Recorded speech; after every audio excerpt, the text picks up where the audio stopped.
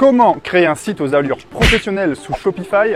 Dans cette vidéo, je vais te donner plusieurs astuces pour créer un site aux allures pro qui ressemble à une marque installée, un site qui va inspirer confiance à ton prospect, pas comme les sapins de Noël avec des timers et des guirlandes clignotantes de partout que tu peux voir chez ton concurrent.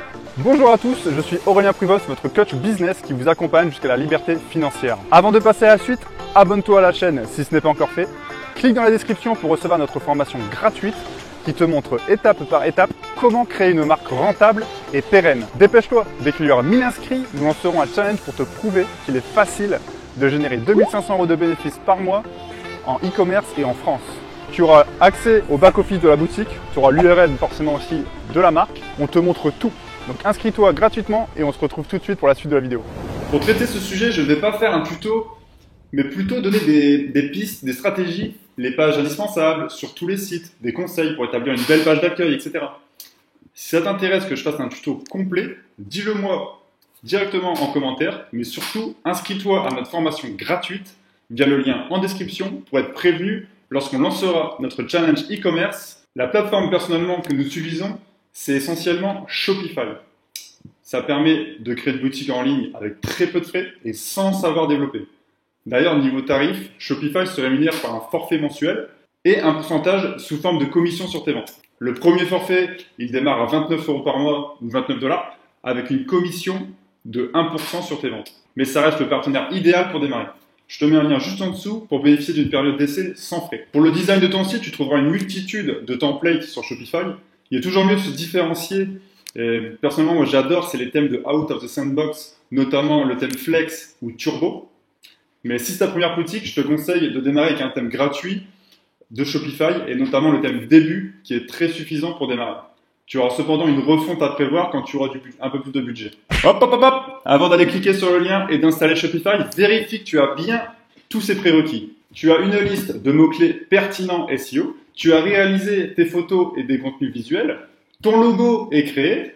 Tu as rédigé ton storytelling, l'énoncé de mission. Tu as défini le code couleur et tu as une bonne idée de l'identité visuelle de ta marque. Si tu n'as pas fait l'une de ces étapes, mets en pause et va visionner les vidéos à ce sujet que tu retrouveras dans notre playlist. Tu as tous ces éléments? C'est bon? N'ouvre pas tout de suite Shopify, ça sert à rien, foncer tête baissée. Réfléchis d'abord sur papier. C'est ce qui va te permettre d'avoir un site aux allures pro et d'une marque installée. Un site qui va inspirer confiance et pas un site de dropshipping en sapin de Noël avec des timers et des guirlandes clignotantes de partout. Réfléchis plutôt à l'ambiance générale de ton site. Réfléchis comment tu peux présenter tes produits, comment tu peux mettre en avant tes points de démarcation. Pour cette étape, j'aime bien aller jeter un œil aux sites que j'apprécie particulièrement le plus, ou que je commande moi-même dessus, des sites où je trouve que l'expérience utilisateur est très bien faite. Par exemple, personnellement, j'affectionne beaucoup les marques et l'ambiance que dégagent les sites, les boutiques en ligne, respire.co, le slip français.fr, belleville.com, chantibiscuit.com, mieuxquedesfleurs.com. Enfin, tu vas voir ces sites, ils dégagent quelque chose et ils se démarquent de leurs concurrents. En tout cas, des sites standards. Ensuite, je jette un œil sur le site de mes concurrents et je note toutes les bonnes idées qu'ils ont eues, ce que je trouve beau, le design et surtout, je vais aller voir les avis négatifs que leurs clients leur ont laissés. Et si je peux, je vais venir améliorer ces points, donc ces points négatifs de mon concurrent, je vais venir les améliorer pour que ce soit une force pour ma marque et je vais les mettre en avant sur mon site. Ensuite, tu peux regarder aussi les avis positifs, les 5 étoiles, et tu notes les arguments qui reviennent le plus. Et pareil, tu vas venir t'en servir pour le mettre en avant sur ton site. En sachant que pour faire une page d'accueil réussie, ton client, quand il se connecte sur ton site, il doit savoir exactement quelle est ta thématique, quelle est la thématique traitée de ton site web, de ta marque, de quoi ta marque parle. Quand tu scrolles juste en dessous, il doit savoir ce que tu as à vendre. Soit tu mets tes best-sellers, ou tes collections si tu as beaucoup de produits. S'il continue de scroller, là, il faut lui montrer qui est ta marque. Quelles sont les valeurs de ta marque? En gros, pourquoi il devrait acheter chez toi et non chez ton concurrent? S'il scrolle encore, il faut qu'il y ait des éléments de réassurance, comme des personnes influentes qui parlent de ton produit, ou des blogs, ou des magazines spécialisés qu'ils ont rédigés sur ta marque, ou même des avis clients. Des avis clients satisfaits, c'est mieux. Tous ces éléments sont quasiment primordiaux pour la réussite de n'importe quelle marque. Ensuite, ça va dépendre de la thématique de ta marque, mais moi j'aime bien généralement afficher les 4 dernières photos Instagram et tous les derniers articles du blog de la marque. et mettre en avant les dernières nouveautés de la marque. En fait, ça, c'est des sections qui vont s'actualiser continuellement, ce qui va rafraîchir le contenu de ta page d'accueil. Et ça, c'est une bonne chose pour à la fois Google, mais aussi tous tes clients fidèles qui se connectent régulièrement sur ton site. Et enfin, tout en bas de la page d'accueil, bien sûr, tu auras le footer. Et c'est là où, en fait, tu vas placer les pages non référencées ailleurs, que tu ne veux pas mettre dans le header, donc le menu tout en haut. Tu rappelles aussi ton logo, ainsi que tes réseaux sociaux et ton élément de différenciation, très important, ainsi qu'un appel à l'action pour récupérer l'email de ton prospect. Ok, maintenant établis le plan de ton site sur un mind map ou sur papier. Ton site devrait comporter entre 8 et 12 pages. Par exemple, là, je t'ai fait un exemple. Tu as ta marque, tu vas faire le menu header qui se retrouvera tout en haut de ton site, ainsi que le menu footer qui se retrouvera tout en bas. Dans le menu header, tu auras la page d'accueil qui redirigera vers la page storytelling et la page des valeurs de ta marque, le pourquoi de ta marque et les points de démarcation.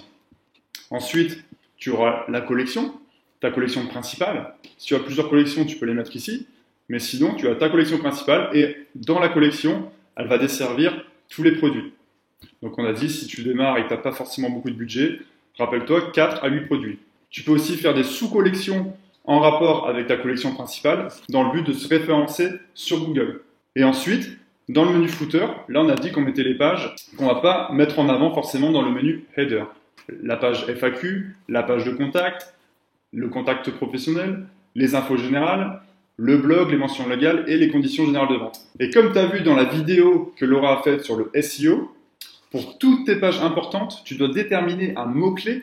Comme ça, en même temps que de créer ton site web, tu vas optimiser de suite le référencement naturel de ton site pour montrer à Google que ton site est sérieux dès le début et espérer être dans le top 3 des recherches Google sur certaines requêtes d'ici 1 à 3 mois.